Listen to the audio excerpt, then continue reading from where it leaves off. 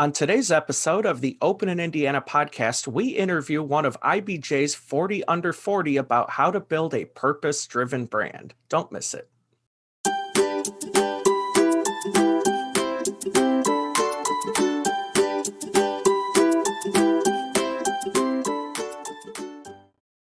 Welcome, everyone, to the Open in Indiana podcast, where we feature the people, places, and events that make Indiana a great place to live, work, and visit. Today, our guest is CEO and co-founder of Selflessly, Josh Driver. Josh, how are you today? I'm doing well. How are you? I'm doing great. Thank you so much for joining us for today's episode. Thanks for having me. So, Josh, let's talk about what Selflessly is and how you got started.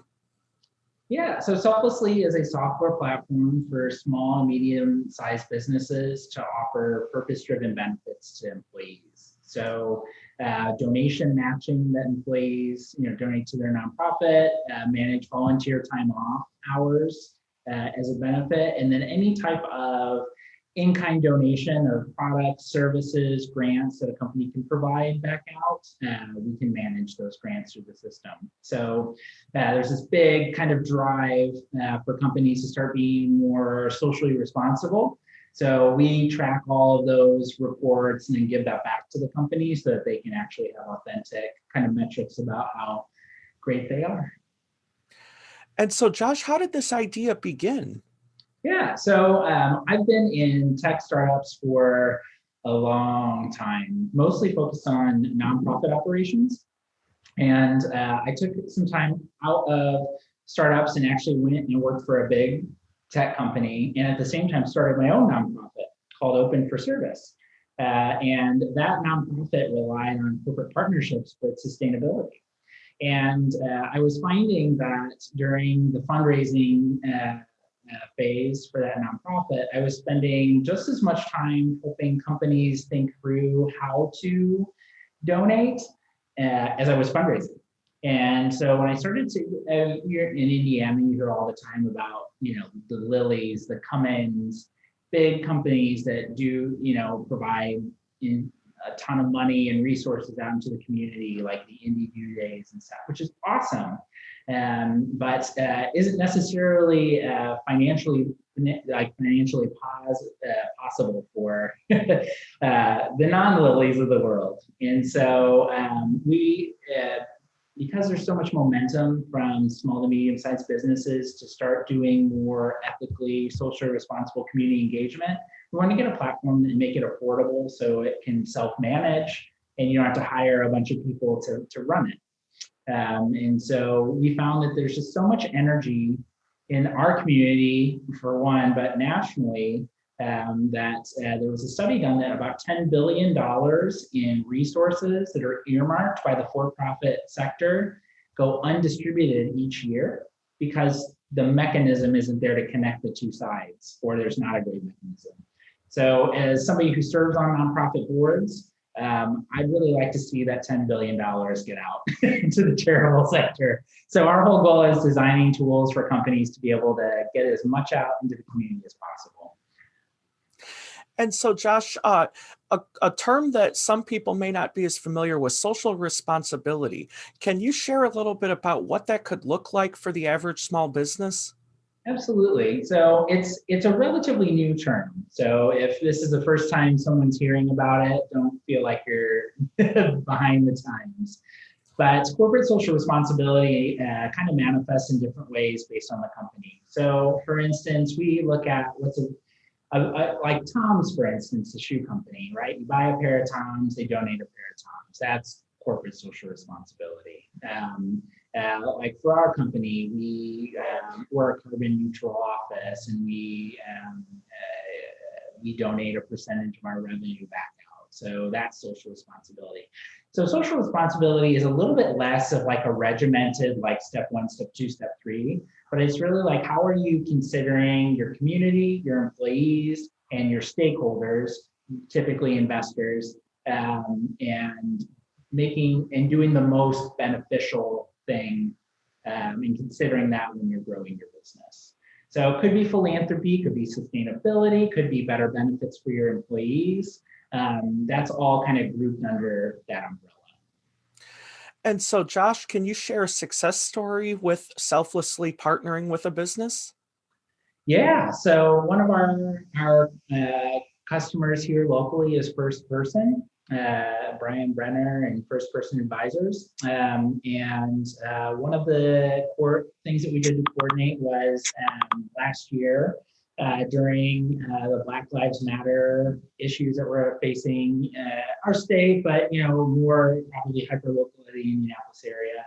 And we see more companies now responding to social issues, writing like the LinkedIn post or making a statement.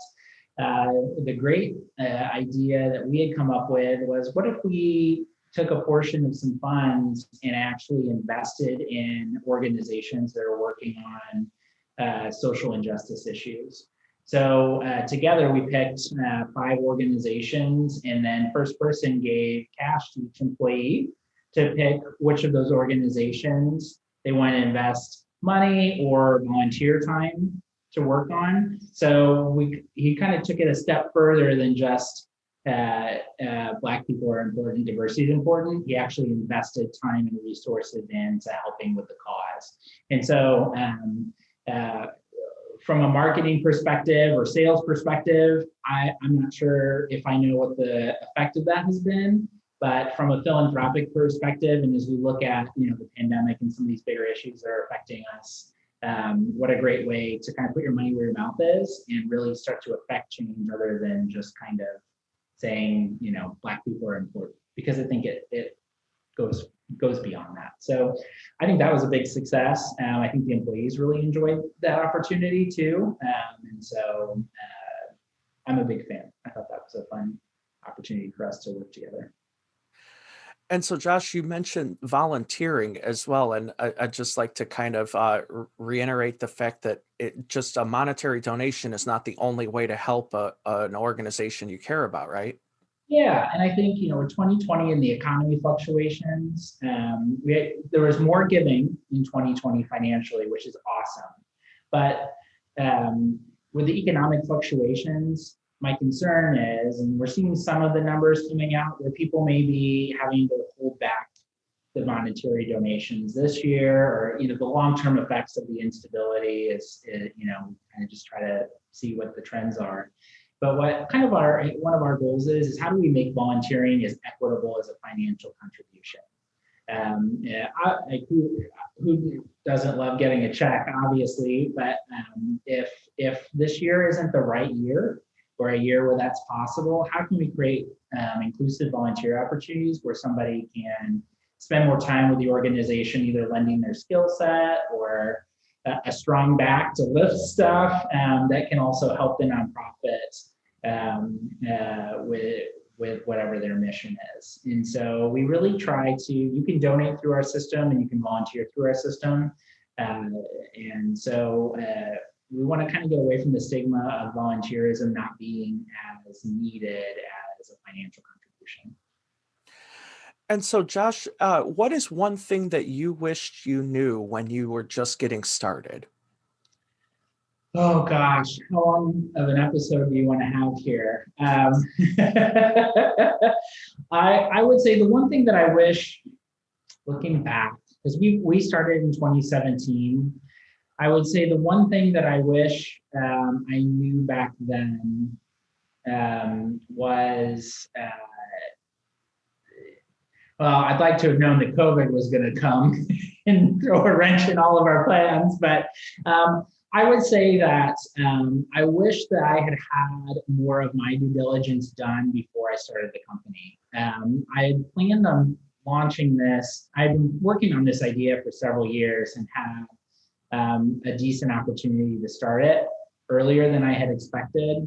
And it worked out and everything was fine. But sometimes I'm like, it would have been nice if maybe we thought some of this stuff out beforehand and done that. But, it's really easy to look back and count the mistakes that you make. And I think if you're an entrepreneur, prepare yourself to make a mistake every day and just understand that it's a lesson, and the learning, it's invaluable learning, and you just kind of have to roll with it.